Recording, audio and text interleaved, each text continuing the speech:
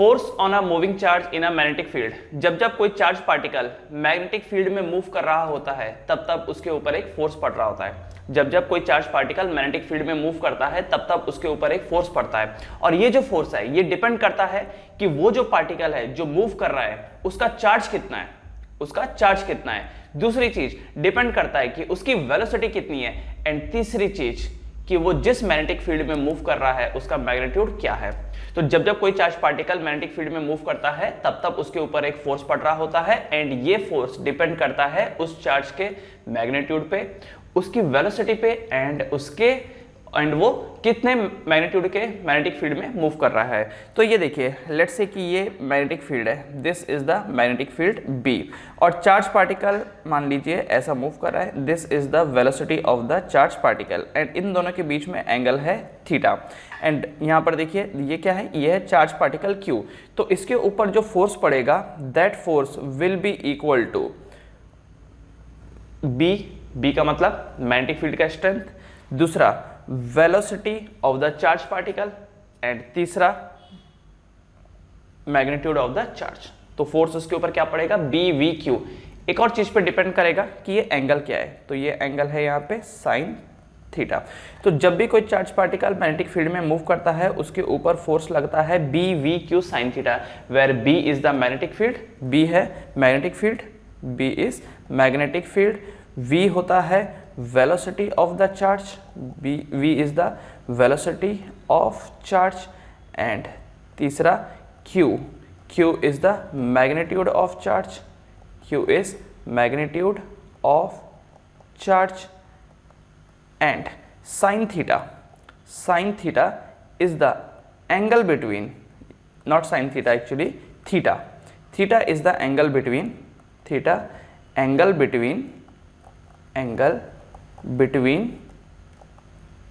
V and B, angle between V and B, theta is the angle between V and B, alright।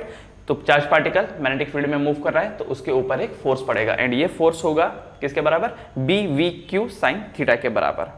अब ये तो इसका scalar form हो गया। Vector form क्या होगा, सी वेक्टर में मैग्नीट्यूड के साथ साथ आपको डायरेक्शन भी मिल जाती है, तो इसी फॉर्मूले को मैं लिख सकता हूं F equal to Q V cross B, Q V cross B. Same formula बन जाता है F equal to Q V cross B.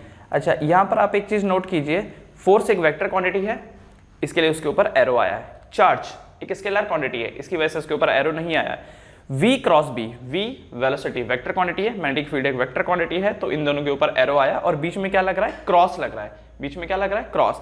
इसका मतलब ये जो फोर्स का डायरेक्शन होगा ये v एंड b के क्रॉस प्रोडक्ट से मिलेगा, ये v एंड b के क्रॉस प्रोडक्ट से मिलेगा, है ना। तो अब जरा देखिए यहां पर ये जो मैंने राइट साइड में बना रखा है, दिस इज v, एंड ये जो नीचे है x एक्सिस में ये क्या है, b। तो आपको क्या करना है, आपको यहाँ पे जो डायरेक्शन लेना है वो v क्रॉस b करना है, मतलब v एंड b के बीच में आपको ना स्क्रू घुमाना है। मान लीजिए यहाँ पर ये एक स्क्रू है और आपको कैसे घुमाना है इसको, v से b की डायरेक्शन में, मतलब आप जो इस स्क्रू को घुमाएंगे ये ऐसा घुमाएंगे, कैसे, क्लॉकवाइज घुमाएंगे। तो मुझे बताइए, अगर आप किसी बॉटल के ढक्कन को क्लॉकवाइज घुमाते हैं, बॉटल का ढक्कन आपके सामने होएगा ही, एक पानी की बॉटल है, उसका बॉटल का ढक्कन घुमाइए, अगर आप उसको v क्रॉस b के डायरेक्शन में, मतलब इस डायग्राम के हिसाब से, ये जो डायग्राम आपके सामने अवेलेबल है, इस डायग्राम के हिसाब से अगर आप v से b के डायरेक्शन में घुमाएंगे, मतलब क्लॉकवाइज घुमाएंगे, तो बॉटल के ढक्कन के साथ क्या होगा, वो ऊपर को जाएगा या नीचे को जाएगा, यस वो नीचे को जाएगा, वो नीचे को जाएगा। मतलब यहां पर जो फोर्स लगेगा वो नीचे के डायरेक्शन में लगेगा, जो फोर्स होगा वो नीचे के डायरेक्शन में लगेगा, है ना। और अगर मान लीजिए एंटी क्लॉकवाइज आपने घुमाया होता, तो एंटी क्लॉकवाइज, तो ऐसे में जो फोर्स लगना था वो ऊपर के डायरेक्शन में लगना था। ओके, तो ये तो जनरल सेंस वाली बात हो गई। एक और तरीके से हम यहाँ पर डायरेक्शन दिखा सकते हैं, और वो जो डायरेक्शन है उसको दिखाने के लिए हमें यूज करना होता है फ्लेमिंग्स लेफ्ट हैंड रूल, है ना। उसके लिए हम लोग क्या करेंगे, use Fleming's left hand rule, Fleming's left hand rule, Fleming left hand rule. अच्छा, इस रूल के हिसाब से आपको करना क्या है, ये देखिए, पहले तो फॉर्मूला लिख लेते हैं, F equal to B V Q sine theta, है ना, B V Q sine theta. आपको अपना जो इंडेक्स फिंगर है उसको बी की तरफ रखना है, इंडेक्स फिंगर को आपको बी की तरफ रखना है, राइट। मिडल फिंगर को आपको वी के डायरेक्शन में रखना है, मिडल फिंगर को आपको वी के डायरेक्शन में रखना है ना। और ये जो F है, ये F दिखाएगा डायरेक्शन फॉर द फोर्स, मतलब F का मतलब यहाँ पर क्या, थंब। ये जो थंब है ये थंब फोर्स दिखाएगा। सी, ये आपका लेफ्ट हैंड है। आप इस डायग्राम के हिसाब से देखिए, डायग्राम के हिसाब से आप क्या करेंगे, मान लीजिए जस्ट टेक एन एग्जाम्पल, मान लीजिए कि ये जो चार्ज पार्टिकल है ये ऊपर को जा रहा है, दिस इज द वेलोसिटी। इस डायरेक्शन में मैग्नेटिक फील्ड है, इस डायरेक्शन में मैग्नेटिक फील्ड है, तो फोर्स कहाँ लगेगा, तो अपनी इंडेक्स फिंगर को रखिए बी के डायरेक्शन में, मिडल फिंगर को रखिए वी के डायरेक्शन में। तो अंगूठा किधर दिखा रहा है, नीचे को दिखा रहा है, अंगूठा किधर दिखा रहा है, नीचे को। ये देखिए इंडेक्स फिंगर को रखिए बी के डायरेक्शन में, है ना, एंड मिडिल फिंगर को रखिए वी के डायरेक्शन में, तो किधर दिखा रहा है, अंगूठा किधर दिखा रहा है, नीचे को। इसका मतलब जो फोर्स पड़ेगा वो डाउनवर्ड पड़ेगा, और जब कोई चीज डाउनवर्ड जाती है तो उसके लिए हम लोग क्या करते हैं, क्रॉस का सिंबल लगाते हैं। सो this is the direction for the force, this is the direction for the force. एक और केस जैसा ले लेते हैं एग्जाम्पल के लिए। मान लीजिए this is the direction of velocity, this is the direction of velocity, and यहाँ नीचे की तरफ है मैग्नेटिक फील्ड। तो चलो इंडेक्स फिंगर को मैग्नेटिक फील्ड की डायरेक्शन में रखिए, ये देखिए वेलोसिटी को उस वाली डायरेक्शन में, तो अंगूठा किधर दिखा रहा है, ऊपर को दिखा रहा है, ऊपर का मतलब डॉट, तो जो फोर्स है वो आपकी तरफ लग रहा है, करेक्ट। तो ये फ्लेमिंग्स लेफ्ट हैंड रूल से आप इसको निकाल सकते हैं। अगर आपको फ्लेमिंग्स लेफ्ट हैंड रूल कुछ खास पसंद नहीं आता है तो इसके लिए आप लोग राइट हैंड पाम यूज़ का भी इस्तेमाल कर सकते हैं। एक और रूल है और मुझे ये ज़्यादा बेटर लगता है, right hand palm rule, right hand palm rule. अब राइट हैंड पाम रूल में क्या होता है, ये देखिए ये आपकी पाम है और आपको सीधा रखना है, ये देखिए ये अंगूठा है एंड ये आपकी उंगली है, ठीक है, ये आपकी उंगली है। अब क्या होगा कि ये जो उंगलियां हैं, उंगली होंगी, उंगलियों का डायरेक्शन आपको रखना है जिस डायरेक्शन में मैग्नेटिक फील्ड है, उंगलियां रखनी है आपको जिस डायरेक्शन में मैग्नेटिक फील्ड है। अंगूठा रखना है उस डायरेक्शन में जिस डायरेक्शन में पार्टिकल जा रहा है, जिस डायरेक्शन में पार्टिकल जा रहा है। तो ये जो हथेली है ये आपको दिखाएगी the direction for the force, ये हथेली दिखाएगी the direction for the force, ये बताता है आपको the direction for the force. क्या करना है, राइट हैंड पाम लेना है, उंगलियों को रखना है उस डायरेक्शन में जिस डायरेक्शन में मैग्नेटिक फील्ड है, ओके। अंगूठे को रखना है उस डायरेक्शन में जिस डायरेक्शन में पार्टिकल जा रहा है। लेट से पार्टिकल इधर जा रहा है तो ऐसा रख दिया, मान लेते हैं मैग्नेटिक फील्ड उधर है, पार्टिकल इधर जा रहा है तो ऐसा, फिर ऐसा, ये रख दिया। तो जो हथेली है ये कहाँ को फोकस कर रही है, नीचे को, है ना। जब मार पड़ती है तो इधर से पड़ती है ना, चट ऐसे, तो फोर्स यहाँ से मिलेगा आपको। तो मैग्नेटिक फील्ड का डायरेक्शन उधर, अंगूठे का डायरेक्शन इधर, तो फोर्स किधर लग रहा है, नीचे के डायरेक्शन में, तो फोर्स नीचे को हो गया। अब यही चीज इसके लिए भी चेक कर लेते हैं। चलिए जैसे ये जो फर्स्ट डायग्राम मैंने बनाया था, ये देखो ये डायग्राम नंबर 1, पहले डायग्राम नंबर 1 पे चेक कर लीजिए क्या ये भी यही बोल रहा है। तो डायग्राम नंबर 1 के लिए मैग्नेटिक फील्ड इस डायरेक्शन में, ओके, वेलोसिटी इस डायरेक्शन में, तो फोर्स नीचे के डायरेक्शन में, बराबर एकदम सही दिखा रहा है। दूसरे वाले के लिए देखिए मैग्नेटिक फील्ड इस डायरेक्शन में है, वेलोसिटी इस डायरेक्शन में, तो फोर्स किधर लग रहा है, ऊपर को लग रहा है ना।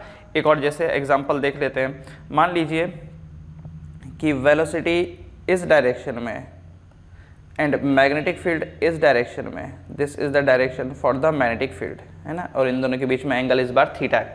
तो मैग्नेटिक फील्ड इधर, वेलोसिटी इधर, अल्टीमेटली फोकस किधर कर रहा है, ये नीचे कोई तो कर रहा है, ये जो फोकस है ये नीचे कोई तो कर रहा है, मैग्नेटिक फील्ड इधर, वेलोसिटी इधर, तो आपका जो हथेली है वो नीचे की तरफ जा रहा है। इसका मतलब जो फोर्स पड़ेगा वो डाउनवर्ड साइड में पड़ेगा। तो अगेन यहाँ पर क्या आ रहा है, ये क्रॉस का साइन ही आ रहा है, this is the sign cross, correct. तो आई थिंक सो कि ये आपको समझ में आ गया होगा। और ये पाम रूल ज़्यादा इजी है, ये फ्लेमिंग्स में क्या होता है, उंगलियाँ थोड़ी सी ऐसे ये मरोड़ जाती है ना, लेकिन इसमें एकदम सही है। देखो इस तरफ ऐसा, पार्टिकल इधर गया तो ऐसा, पार्टिकल इधर गया तो ऐसा, पार्टिकल उधर गया, और मैग्नेटिक फील्ड अगर उधर है तो ऐसा, पार्टिकल इधर गया तो ऐसा, उधर गया तो ऐसा। बड़ा आसान होता है ये, राइट हैंड पाम रूल का यूज़ करना काफ़ी आसान होता है। थोड़ा एक रियल लाइफ सिचुएशन में भी समझ लेते हैं कि कैसा बिहेव करता है जब कोई चार्ज पार्टिकल मैग्नेटिक फील्ड में मूव करता है, तो वो कैसा बिहेव करता है।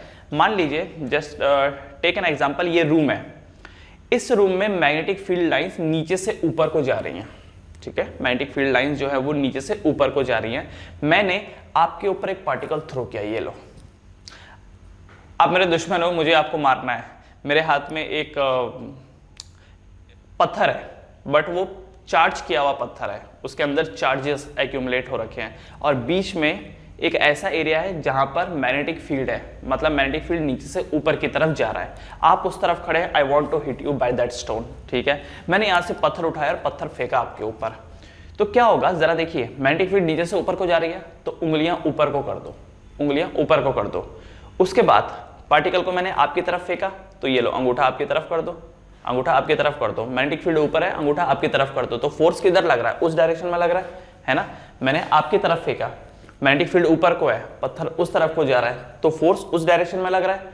तो जैसे ही मैं पत्थर आपकी तरफ फेंकूंगा ना, वो पत्थर ऐसा चला जाएगा, वो जो पत्थर है वो ऐसा चला जाएगा, मतलब आप पे लगेगी ही नहीं पत्थर की, समझ रहे हो। और बाद में क्या होगा जानते हो, वो जो पत्थर है ना, जो मैं आपके ऊपर फेंक रहा था, अब फोर्स उसके ऊपर कैसा लग रहा है, देखो जरा, फोर्स कैसा लग रहा है इस डायरेक्शन में, तो वो पत्थर सीधा गया और आगे जाने के बाद ना वो ऐसा घूम जाएगा, और फिर वो घूमता ही रहेगा, वो जो पत्थर है वो घूमता ही रहेगा, ऐसा गोल गोल गोल गोल, वो पत्थर ऐसा गोल गोल घूमता ही रहेगा, ठीक है।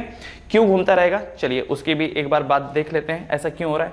तो देखो ये जो डायग्राम है, इस डायग्राम के हिसाब से देखिए, मैग्नेटिक फील्ड ऐसा ऊपर को जा रहा है, राइट, ये जो मैग्नेटिक फील्ड है ये ऐसा ऊपर को जा रहा है। या एक काम करते हैं, हम ऊपर से ऑब्जर्व करते हैं, हम ऐसा ऊपर से ऑब्जर्व करते हैं। अगर हम ऊपर से ऑब्जर्व करेंगे तो जो मैग्नेटिक फील्ड है वो ऊपर को आ रहा है, तो ये लीजिए, ये जो मैग्नेटिक फील्ड है ये ऊपर को आ रहा है, ये लो, तो ऊपर के लिए क्या साइन लगाते हैं हम लोग, डॉट का साइन लगाते हैं, डॉट का साइन लगाते हैं, है ना। अब क्या हुआ, मैं इस तरफ हूँ और आप दूसरी तरफ हो, ये देखो, ये आप हो दूसरी तरफ और मैं यहाँ पर हूँ, तो मैं जैसे ही पत्थर फेंकूंगा, लेकिन वो पत्थर कैसा है, चार्ज किया हुआ पत्थर है, मैंने उसको आपकी तरफ फेंका।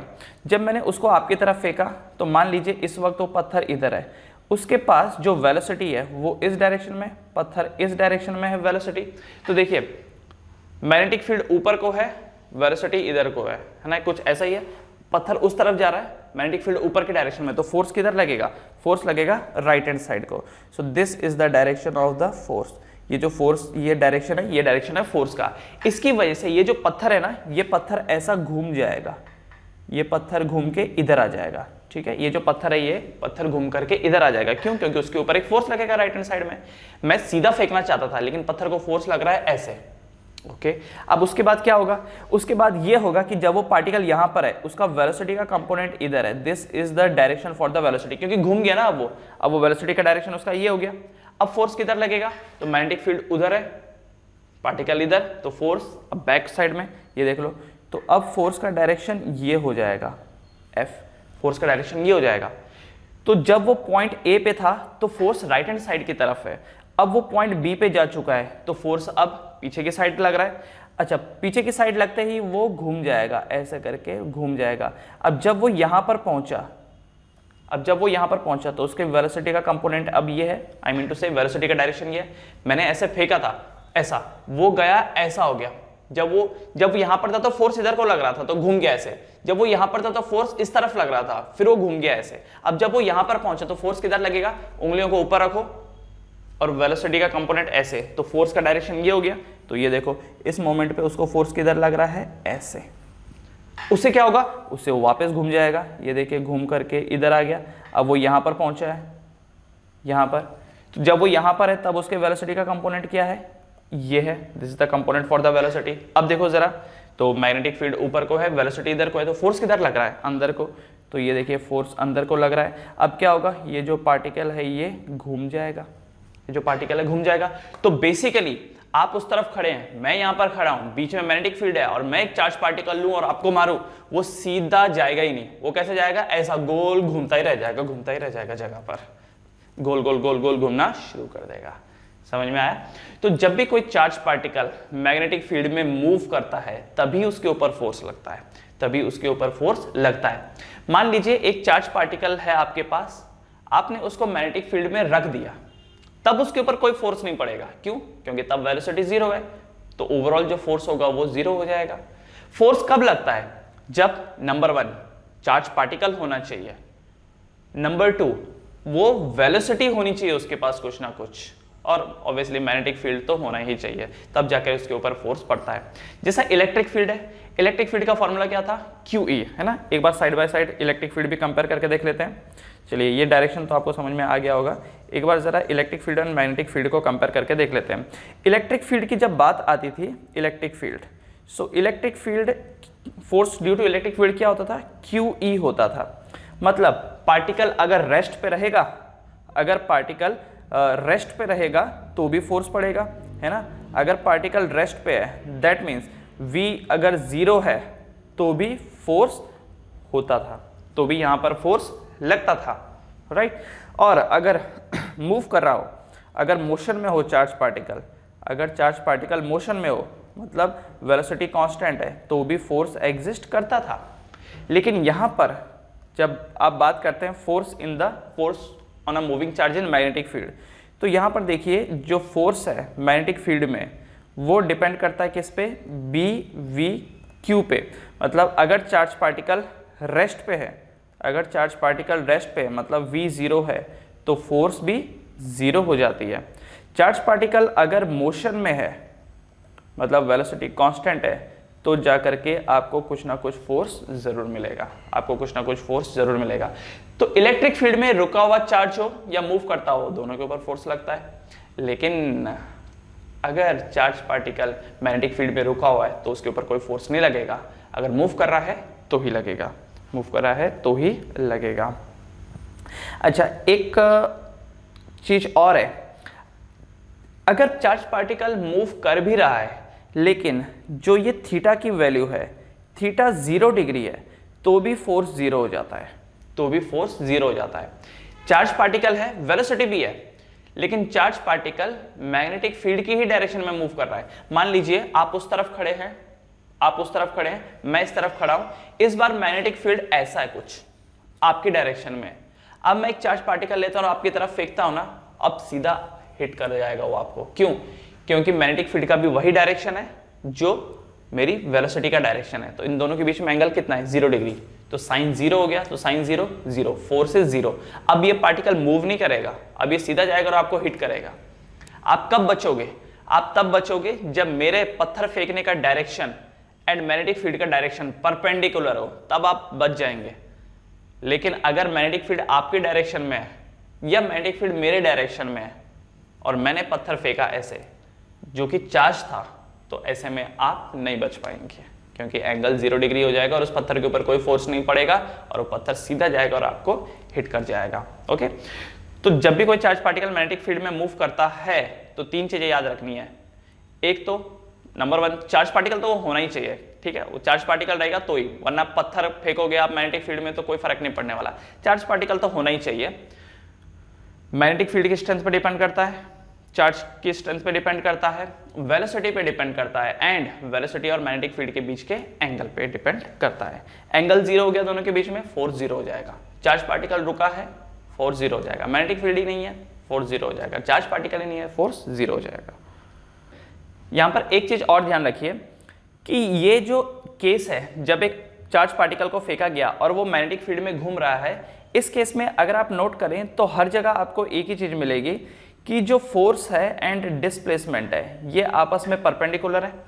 फोर्स एंड डिस्प्लेसमेंट परपेंडिकुलर है, या ये बोल सकते हो कि force is perpendicular to the velocity. देख रहे हो, फोर्स हमेशा वेलोसिटी के परपेंडिकुलर है। ये देखिए जरा, हर जगह फोर्स परपेंडिकुलर है, हर जगह force is perpendicular to the velocity.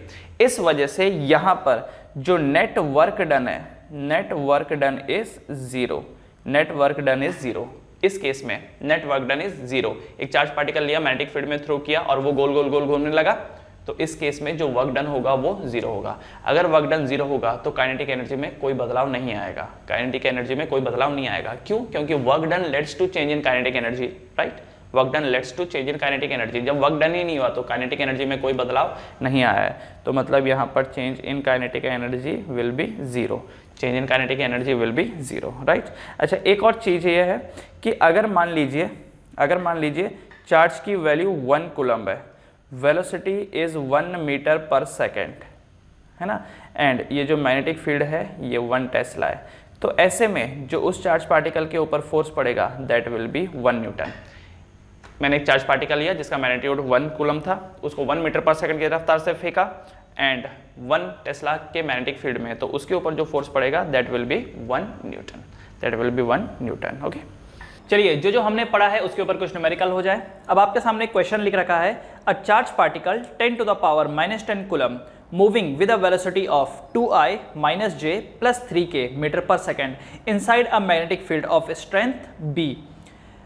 I दिया हुआ है, मैग्नेटिक फील्ड B दिया हुआ है I + 2j + k, find force experienced bye it. तो जो गिवन है पहले उसको लिख लेते हैं।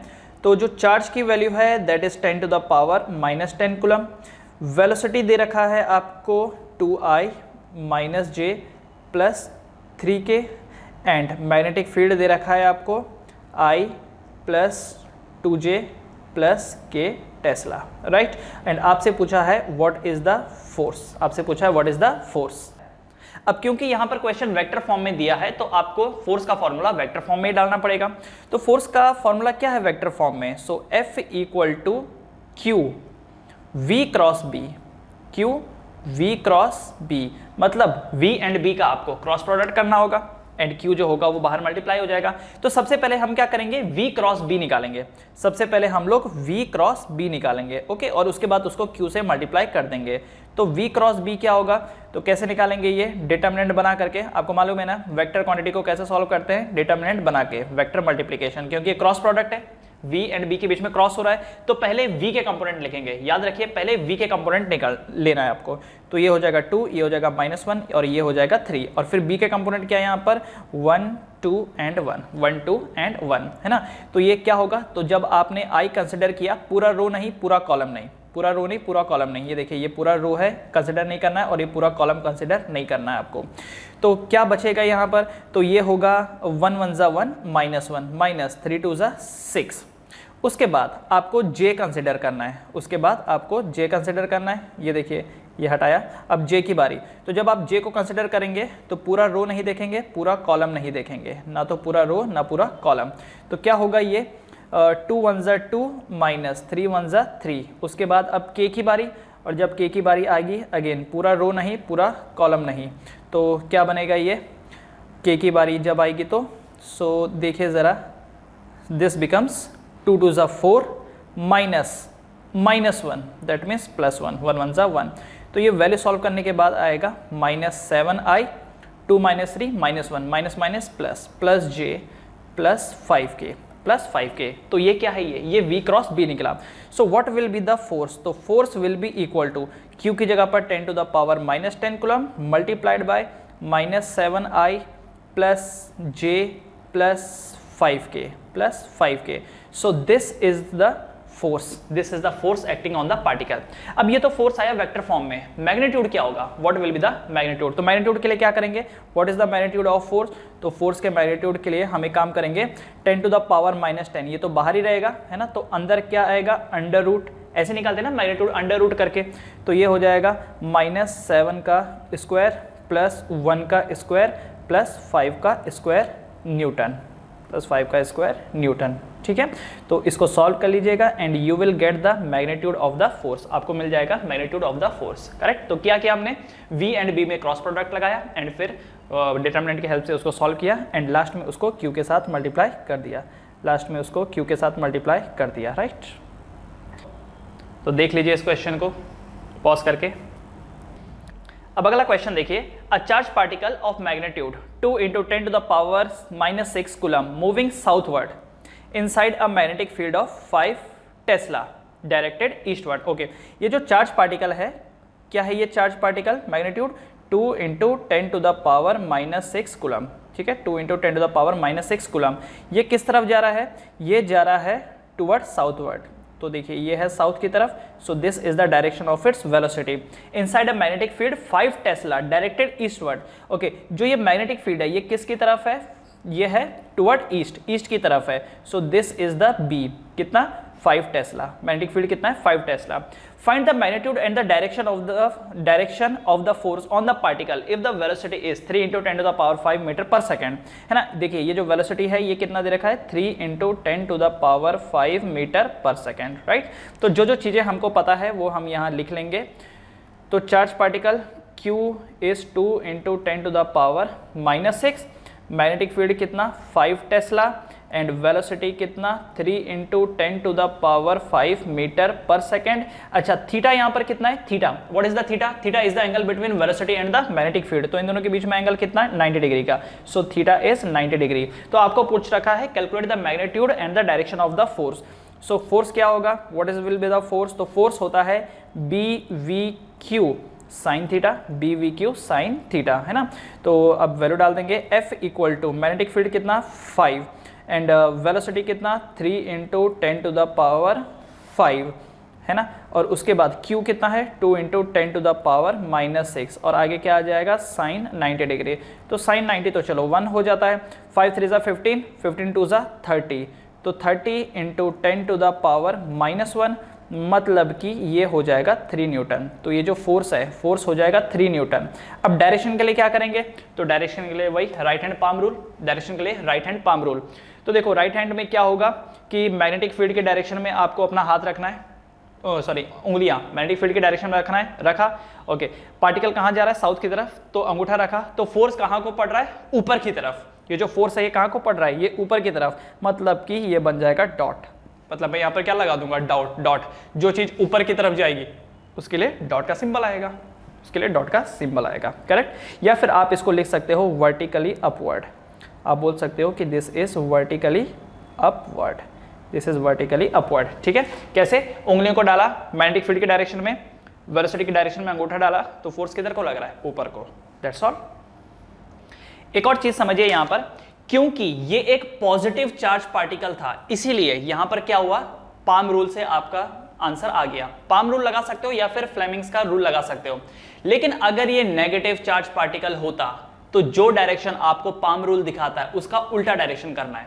अभी यहां पर ये जो चार्ज पार्टिकल था, this was 2 into 10 to the power -6 coulomb, है ना। ये जो चार्ज पार्टिकल है ये है 2 into 10 to the power -6 coulomb, और इसी वजह से इसको फोर्स अपवर्ड लग रहा है। मान लो अगर बोला होता कि ये जो चार्ज पार्टिकल है इसका मैग्नीट्यूड है -2 इंटू 10 टू द पावर -6, मतलब ये नेगेटिव चार्ज पार्टिकल है, तब क्या करेंगे आप, तो फ्लेमिंग का रूल लगाएंगे या फिर पाम का रूल लगाएंगे। तो मैग्नेटिक फील्ड उधर, पार्टिकल इधर जा रहा था, तो फोर्स ऊपर को लगना चाहिए, पार्टिकल ऊपर को उड़ना चाहिए, लेकिन ये नेगेटिव चार्ज है तो इसमें फोर्स उल्टे डायरेक्शन में लगेगा, नीचे की तरफ।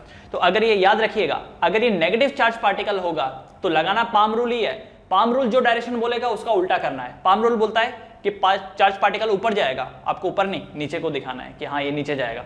पाम रूल बोलता है कि ये आगे जाएगा, तो आपको बोलना है नहीं नहीं नहीं ये पीछे जाएगा। कब, किसके लिए, नेगेटिव चार्ज पार्टिकल के लिए। बिकॉज फिजिक्स में जितनी भी थ्योरीज बनती हैं ये सारी पॉजिटिव चार्ज पार्टिकल को ध्यान में रख करके बनती हैं। तो नेगेटिव के लिए क्या करेंगे आप, उल्टा कर देंगे। जो आपको पाम रूल बताएगा या फ्लेमिंग्स का लेफ्ट हैंड रूल जो डायरेक्शन बताएगा force on the charge particle की, उसका उल्टा डायरेक्शन आप लेंगे for the negative charge particles. अब अगला क्वेश्चन देखिए, an infinite long wire AB carries a current of 4 ampere, ठीक है। ये देखिए साइड में डायग्राम भी देख रखा होगा आपको। तो एक वायर है, इसमें 4 एम्पियर का करंट है। A proton P travel at 4 into 10 to the power 6 metre per second parallel to the wire, okay. ये देखिए ये प्रोटॉन P है, ये ट्रेवल कर रहा है parallel to the wire 0.2 metre from it and in a direction opposite to that of the current as shown in the figure. Figure में देखो सब कुछ बता रखा है। Calculate the force which the magnetic field of current exert on the proton. तो देखो ये प्रोटॉन है, प्रोटॉन है। अच्छा प्रोटॉन का चार्ज क्या रहा होगा, प्रोटॉन दे रखा है, तो प्रोटॉन का चार्ज कितना है, तो प्रोटॉन का चार्ज होता है 1.6 into 10 to the power -19 coulomb, this is the charge of the proton. तो आपको पूछ रखा है इस प्रोटॉन के ऊपर कितना फोर्स पड़ेगा और क्या होगा इसका डायरेक्शन। पहले तो मैग्नीट्यूड ऑफ फोर्स कितना होगा एंड दूसरा डायरेक्शन क्या होगा। देखो यहां पर ये जो वायर दिख रही है आपको AB वायर है, AB वायर क्या करेगा, उस प्रोटॉन की जगह पर अपना मैग्नेटिक फील्ड प्रोड्यूस करेगा। ये जो वायर है, जिस भी वायर में करंट होता है वो अपने चारों तरफ मैग्नेटिक फील्ड प्रोड्यूस करता है। तो ये जो प्रोटॉन ट्रेवल कर रहा है ये उस वायर के मैग्नेटिक फील्ड में ट्रेवल कर रहा है।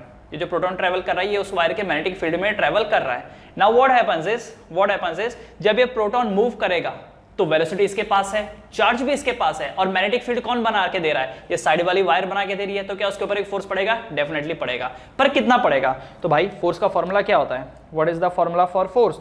तो फोर्स का फॉर्मूला हम लोगों ने पढ़ा है F equal to BV Q sine theta, है ना। फोर्स का फॉर्मूला क्या होता है, B V Q sine theta. अब एक एक करके देख लो, क्या हमारे पास बी है, वी है, क्यू है। तो सबसे पहले देखेंगे हम लोग, क्या हमारे पास क्यू है, यस क्यू है ना, प्रोटॉन है, तो obviously 1.6 into 10 to the power -19 coulomb charge होगा उसके पास। दूसरा, क्या उसके पास वेलोसिटी है, यस वेलोसिटी भी है, कितनी, 4 into 10 to the power 6 metre per second की वेलोसिटी है। तीसरा, क्या मैग्नेटिक फील्ड है, क्या मैग्नेटिक फील्ड है, तो मैग्नेटिक फील्ड तो निकालना पड़ेगा ना, ये जो मैग्नेटिक फील्ड है ये निकालना पड़ेगा पॉइंट पी पे। पॉइंट पी पे वायर की वजह से कितना मैग्नेटिक फील्ड होगा ये हमको निकालना पड़ेगा। तो कैसे निकालेंगे, तो किसी भी वायर की वजह से किसी भी पॉइंट पे मैग्नेटिक फील्ड का क्या फॉर्मूला होता है, पढ़ा था, किसी भी वायर की वजह से कितना मैग्नेटिक फील्ड होता है किसी भी लोकेशन में, तो B इक्वल टू क्या पढ़ा था, mu naught I divided by 2 pi D. क्या यही फॉर्मूला पढ़ा था, B equal to mu naught I divided by 2 pi D, है ना, यही फॉर्मूला पढ़ा था। तो मैग्नेटिक फील्ड निकालने के लिए हम लोग क्या करेंगे, B equal to mu naught by 2 pi, तो म्यू नॉट बाय 2 पाई कितना होता है, 2 into 10 to the power -7। Current कितना जा रहा है इसमें, 4 एम्पियर का जा रहा है, डिवाइडेड बाय ये डिस्टेंस कितना है, ये देखिए ये जो पॉइंट P का जो डिस्टेंस है वायर से वो कितना बता रखा है, 0.2 मीटर, है ना, 0.2 मीटर ये बता रखा है। तो 0.2 डिवाइडेड बाय ये कितना हो जाएगा, 0.2। तो इसको सॉल्व कर लेते हैं, तो सॉल्व करने के बाद ये कितना आएगा, 0.2 टेंजा, है ना, ये टेंजा हो जाएगा। ओके, तो 10 से ये चला जाएगा, मतलब ये हो जाएगा 4 into 10 to the power -6। Magnetic field कितना होगा, 4 into 10 to the power -6 tesla. What is this value? This value is 4 into 10 to the power -6 Tesla, right. अब इसी मैग्नेटिक फील्ड की वैल्यू को यहाँ पर कर देंगे, तो ये जो B जो हमको पहले पता नहीं था पर अब पता चल गया है, कितना है B है 4 into 10 to the power -6 tesla. लेकिन डायरेक्शन क्या होगा, डायरेक्शन भी तो देखना पड़ेगा ना मैग्नेटिक फील्ड का। तो वायर में अंगूठा लगाओ ऊपर की डायरेक्शन में, तो उंगलियां कहाँ जा रही हैं, अंदर को जा रही हैं। इसका मतलब ये जो होगा दिस विल बी क्रॉस, है ना, ये जो होगा ये क्रॉस होगा। तो पॉइंट P पे जो मैग्नेटिक फील्ड बन रहा है वायर की वजह से कितना है वो, 4 into 10 to the power -6 tesla, cross की तरफ, अंदर की तरफ। तो क्या इससे आप बोल सकते हो साइन थीटा क्या होगा, क्या आप इससे बता सकते हो साइन थीटा, मतलब थीटा बता सकते हो क्या, यहां से आप बता सकते हो थीटा की वैल्यू क्या होगी। थीटा क्या होता है, theta is the angle between velocity and the magnetic field. Velocity नीचे की डायरेक्शन में है ना, ये जो पार्टिकल की जो वेलोसिटी है वो नीचे की तरफ है, और magnetic field plane of paper के अंदर है ना। वेलोसिटी पार्टिकल तो नीचे की तरफ जा रहा है एंड मैग्नेटिक फील्ड कहाँ जा रही है, अंदर की तरफ। ये देखिए ये जो मैग्नेटिक फील्ड है ये अंदर की तरफ जा रही है, इसलिए क्रॉस बोला है। तो मैग्नेटिक फील्ड क्योंकि अंदर की तरफ है, पार्टिकल नीचे की तरफ आ रहा है, तो इन दोनों के बीच में थीटा कितना, थीटा है 90 डिग्री, इसके बीच में थीटा कितना है 90 degree. So what will be the force, तो फोर्स विल बी, बी का वैल्यू कितना है, 4 into 10 to the power -6 and velocity कितना है 4 into 10 to the power +6 into charge particle कितना 1.6 into 10 to the power -19 coulomb into sine 90 degree, into sine 90 degree. So F will become, तो क्या होगा, जो कर सकता है उसको कट करेंगे, 10 to the power +6 10 to the power +6 cancel, 4 4 जा 16, है ना, 4 4 जा 16, तो 16 into 1.6 into 10 to the power -19, अच्छा साइन 90 तो 1 हो जाएगा, है ना, न्यूटन। तो 16 इंटू 1.6 कीजिए एंड इसको सॉल्व कर लीजिए, तो जो भी आंसर आता है that will be the force, जो भी आंसर आता है that will be the force. तो ये तो भैया मैग्नीट्यूड आया, दिस इज द मैग्नीट्यूड, ये जो आपने निकाला ये तो मैग्नीट्यूड था। डायरेक्शन के लिए क्या करेंगे, डायरेक्शन के लिए क्या करेंगे, देखो magnetic field plane of paper के अंदर जा रहा है, प्रोटॉन नीचे को जा रहा है, तो हाथ कहाँ दिखा रहा है, हथेली कहाँ दिखा रही है, राइट हैंड साइड को, है ना। तो ये जो फोर्स पड़ रहेगा, ये जो फोर्स पड़ेगा ये राइट हैंड साइड की तरफ ऐसा पड़ेगा, this will be the force, है ना, this will be the force. तो मैं यहां पर बोल सकता हूं कि ये जो फोर्स है ये कैसा है, अवे है ना, रिपल्सिव फोर्स है, repulsive force, this is the repulsive force. मतलब ये जो प्रोटॉन है ये प्रोटॉन दूसरी तरफ भागेगा, इस प्रोटॉन को जो फोर्स पड़ेगा वो राइट हैंड साइड की तरफ पड़ेगा, मतलब प्रोटॉन राइट हैंड साइड की तरफ भागेगा। क्लियर है ये चीज।